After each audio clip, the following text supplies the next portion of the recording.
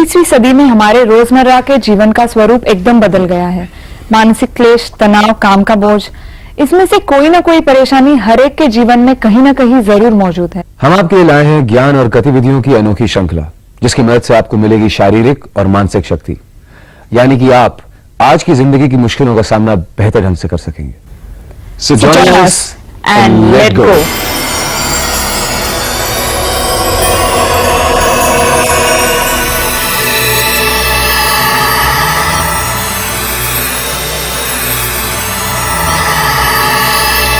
ये योग की श्रृंखला हमने माननीय योगाचार्य श्री अवनीश तिवारी जी के मार्गदर्शन से तैयार की है। योगाचार्य तिवारी जी पिछले 40 वर्षों से योगाभ्यास और उसके फायदों पर अनुशोधन करते आए हैं। योगाचार्य तिवारी जी सारे भारत में लगातार योग शिविर आयोजित करते आए हैं, जिनके जरिए सैकड़ों लोगों को योग का लाभ प्राप्त हुआ है। तो आइए उनके साथ उनके अनेक भक्तों में शामिल होकर शुरू करते हैं अपना सफर संपूर्ण स्वास्थ्य की ओर योग के साथ।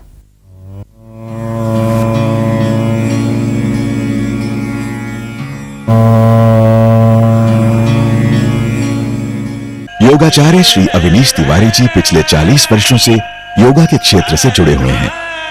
इन्होंने तकरीबन 150 से ज्यादा योग शिविर आयोजित किए हैं और लगातार 3 बार इन्होंने राष्ट्रीय योगा चैंपियनशिप में वेटरन ऑफ इंडिया अवार्ड भी प्राप्त किया है। योग आसनों द्वारा इन्होंने कई महान हस्तियों के रोगों का निदान किया है। इनका कहना है, जिस प्रकार दूध लेने से पहले बर्तन को साफ करना आवश्यक है, उसी प्रकार अच्छा जीवन जीने के लिए अपने शरीर और मन को रोजाना योग, ध्यान और प्राणायाम से साफ करना भी अति आवश्यक है। तो मिलिए योगाचार्य श्री अवनीश तिवारी जी से। हरिओम। हृदय रोग, सीने का भारीपन, पेट का भारीपन, डॉक्टर ने कहा बाईपास करना पड़ेगा। बिल्कुल परेशान ना हो। यदि आपकी कोरोनरी ब्लॉक हो रही है, हाफी आ रही है, श्वास फूल रही है, पसीना खूब आ रहा है, तो आप लौकी का जूस 200 ग्राम लौकी का जूस छिलके सहित उसका जूस निकालिए। 5 तुलसी की पत्ती और थोड़ी सी अजवाइन, अर्जुन की छाल, उसको रात को फुला दीजिए और वह पानी मिलाकर जूस के साथ में आपको 100 ग्राम पानी मिला के पी जाना है। सुबह योग अभ्यास करने के बाद, प्राणायाम करने के बाद आप 200 ग्राम लौकी का जूस रोज आप पीजिए और देखिए आपके 6 माह के अंदर कोरोनरी आर्टरी में गजब का चेंज आपको आएगा। दूसरी बात, जवारे का रस का जूस शाम को पीना है। यदि सुबह आप लौकी का जूस पी रहे हैं तो शाम को जवारे का रस यानी गेहूं को आप फुला दीजिए, गेहूं को आप मिट्टी में डाल दीजिए और जब वह पौधा बन जाए 1 सप्ताह बाद उस पौधे को काटकर उसका जूस निकाल के आपको पीना है। तो सोमवार, मंगलवार, बुधवार, गुरु, शुक्र, शनि, रवि 7 दिन की आपको 7 गमले बनाना है और एक दिन आप 50-50 ग्राम गेहूं डाल दीजिए, मिट्टी में गमले में डाल दीजिए और यदि सोमवार को आपने जिसको बोया है वह अगले सोमवार को उसको काट के उसका जूस निकाल के आप पिए। यह रक्त को शुद्ध करता है, एंटी कैंसर है, पेट आपका साफ करेगा, आयरन की मात्रा बढ़ाएगा, इम्यून सिस्टम को बढ़ाता है, रेजिस्टेंस पावर को बढ़ाने में समर्थ है। तो लौकी का जूस और जवारे का रस आपके रक्त को शुद्ध करने के लिए, कोलेस्ट्रॉल को नॉर्मल करने के लिए बहुत गुणकारी है। हृदय रोगियों के लिए यह अमृत क्रिया है और आपको बाईपास नहीं कराना पड़ेगा। आप करके देखिए। उसके साथ कुछ आसन भी हैं। आसन में भुजंग आसन का प्रयोग 10 बार करें, बहुत धीरे धीरे, आहिस्ता आहिस्ता। पहले अर्ध भुजंगासन, हाफ, फिर पूर्ण भुजंगासन, उसके बाद पवन मुक्तासन, दाएं पैर को मोड़कर पेट के पास में लाना है, फिर बाएं पैर से करना है, लेकिन श्वास को बहुत ज्यादा रोकना नहीं है। हृदय रोगी श्वास को ज्यादा ना अंदर रोके ना ज्यादा बाहर रोके, और धीरे धीरे करते करते करते आसनों का प्रयोग करें। उसके बाद पेट के बल आप लेट जाएं, थोड़ा सा नौकासन करिए।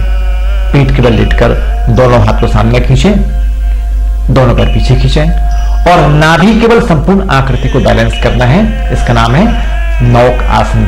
नौक आसन करते ही करते आपके हृदय के भार में कमी आना शुरू हो जाएगी। उसके बाद है अर्धो मच्छिंद्रासन, पश्चिमोत्तानासन, विभक्त पश्चिमोत्तानासन। ये सभी क्रियाएं हृदय रोगियों के लिए बहुत गुणकारी है।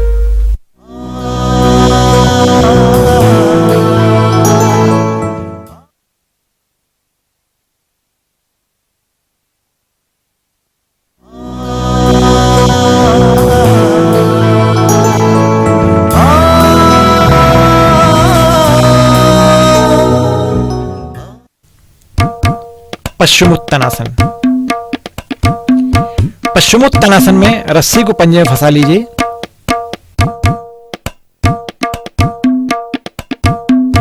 जिनका शरीर बहुत कड़ा है, स्टिफनेस बहुत ज्यादा है, ज्वाइंट्स उनके खुले नहीं हैं, जकड़न अकड़न बहुत ज्यादा है, सिर्फ वही लोग रस्सियों का प्रयोग करें।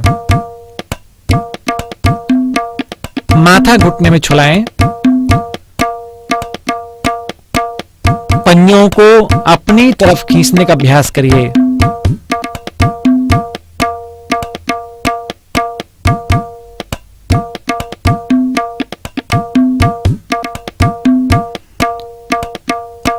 रस्सी का प्रयोग कर सकते हैं, चुन्नी का प्रयोग कर सकते हैं। माथा घुटने में पूरा छुलाने का अभ्यास करिए।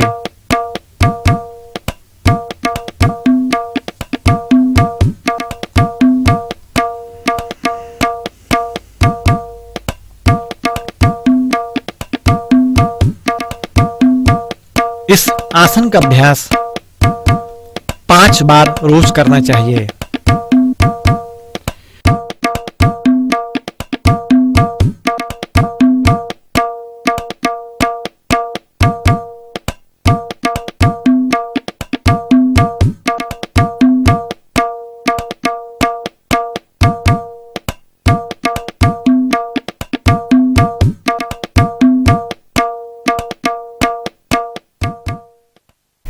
पश्चिमोत्तानासन। पश्चिम पीठ के भाग को उत्तान सामने खींचना, पेट साफ करने के लिए, कब्ज को दूर करने के लिए, चेहरे को कांतिमय बनाने के लिए। जब आप पश्चिमोत्तानासन आप करते हैं तो चेहरा आपका कांतिमय होता है, चेहरे में ग्लो बढ़ता है, उसकी आभा बढ़ती है। तो जब भी आप पश्चिमोत्तानासन करते हैं तो आपके चेहरे में रौनक बढ़ते हुए हृदय आपका स्वस्थ होता है, पेट आपका साफ होता है। स्पाइन मजबूत करने के लिए पश्चिमोत्तानासन की क्रिया लाभकारी है। बढ़ा हुआ तौन, पेट कम होती है।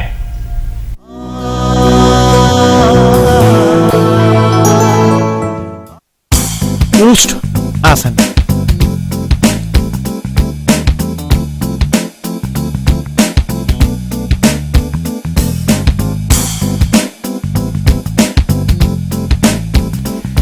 घुटने के बल खड़े होकर एड़ियां घुटने में लाकर स्पाइन को लचीला करते हुए दाएं हाथ से दाएं एड़ी पकड़ें और बाएं हाथ से बाएं एड़ी को पकड़कर लोहार की धोंकने के समान आप गहरी श्वास लें, छोड़ें।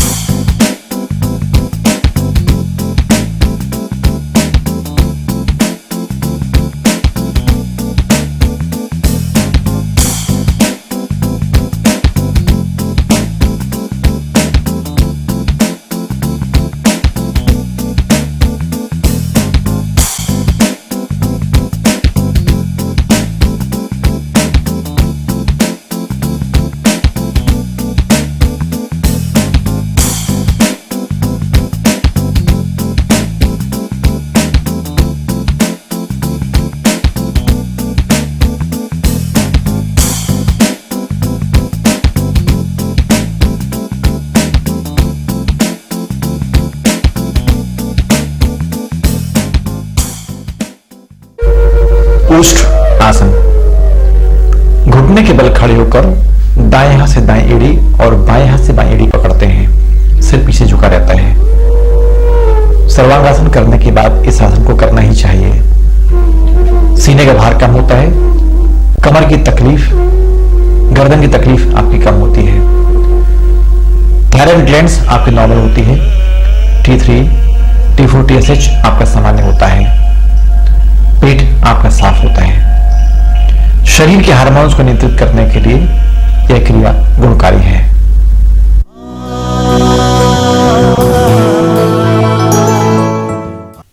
सेतुबंध क्रिया। पीठ के बल लेटकर दोनों हाथ के तेलियों से अपनी एड़ियों को पकड़ लें और कमर को, पीठ को आसमान की ओर खींचने का अभ्यास करिए, पूरी श्वास को अंदर भरकर। धीरे धीरे आप पंजे भी खिसकाएं और ऊपर खींचें और खींचें, इतना खींचें कि गर्दन आपकी, चिन आपकी गर्दन में टच हो जाए। थायराइड ग्लैंड्स में आप अत्यधिक दबाव महसूस करेंगे।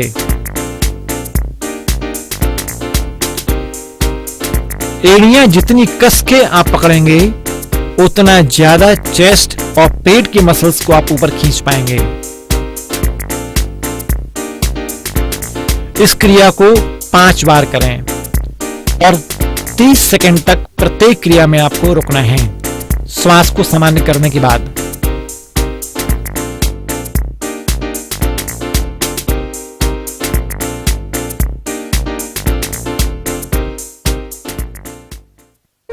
सेतुबंध। पीठ के बल लेटकर दोनों हाथ की हथेलियों से आप एड़ी को पकड़कर कमर को आसमान की ओर खींचते हैं। बैक पेन के मरीज के लिए सबसे बढ़िया क्रिया है। गर्भावस्था में महिलाओं के लिए क्रिया बहुत गुणकारी है। गर्भ, जच्चा बच्चा दोनों सामान्य होंगे, पेट आपका साफ होगा, पूरे 9 महीने कमर में तकलीफ आपको नहीं होगी। तो गर्भ के दौरान यह क्रिया बहुत गुणकारी मानी गई है।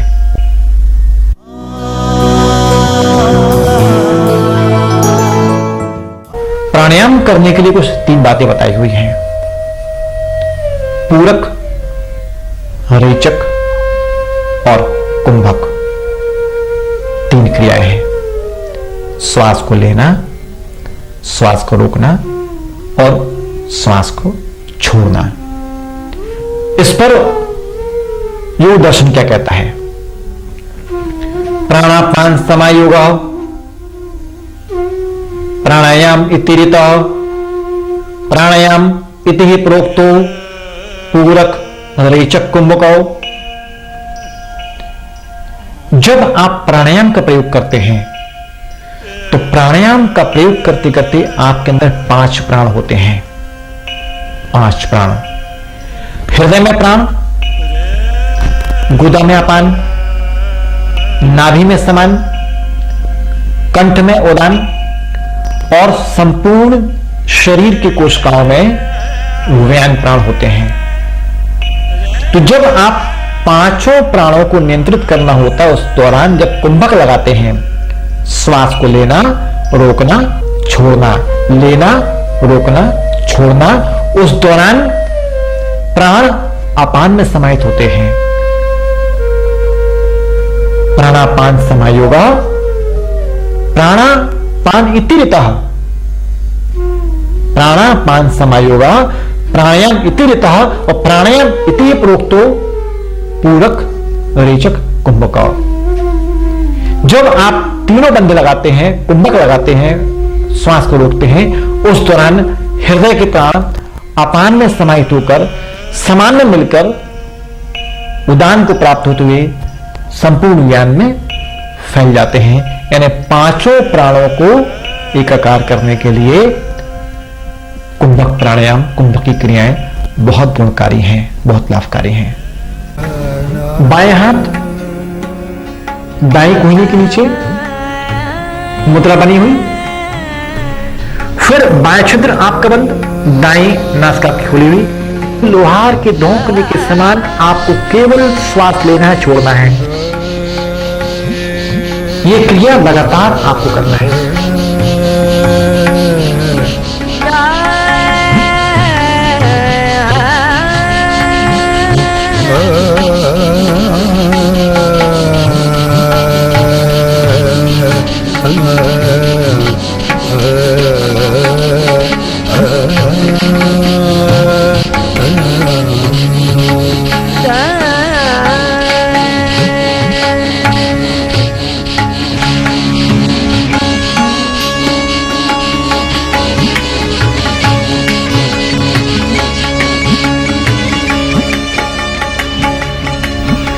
आपने गहरी श्वास को अंदर लेकर श्वास को अंदर रोक लिया, और जैसी श्वास आप अंदर रोकते हैं उसी समय आपके मस्तिष्क में एनर्जी क्रिएट होना शुरू हो जाती है।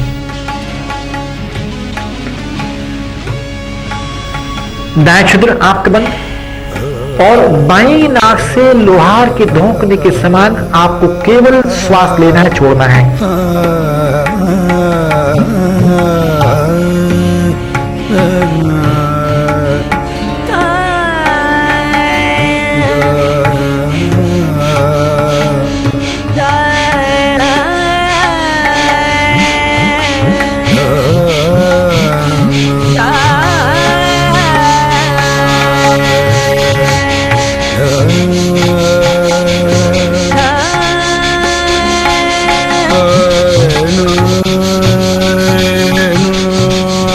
ये क्रिया लगातार आपको करना है। 30 सेकेंड आप बाईं नाक से लोहार के धोंकने के समान आप गहरी श्वास में छोड़ें। यह है चंद्रभस्त्रिका। फिर आपने गहरी श्वास को अंदर लेकर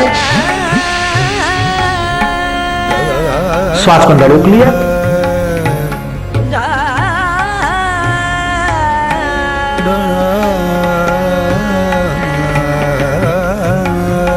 जब भी आप सूर्य भस्त्रिका और चंद्र भस्त्रिका प्राणायाम करते हैं, कुंभक करना ना भूलें।